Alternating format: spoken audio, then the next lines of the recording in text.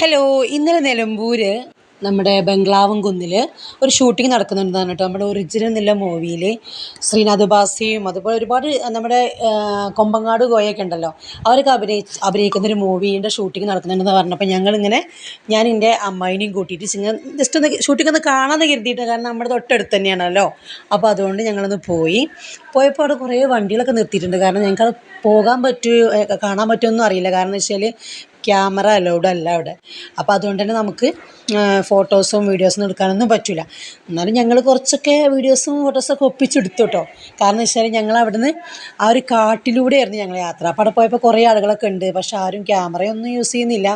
പക്ഷെ എന്നാലും അവിടെ ഈ സിനിമ ഷൂട്ടിംഗ് എന്നൊക്കെ പറഞ്ഞു കഴിഞ്ഞാൽ സത്യമായിട്ടും ഞാനിത് നേരിട്ട് കാണുന്നത് ഫസ്റ്റാണ് കേട്ടോ.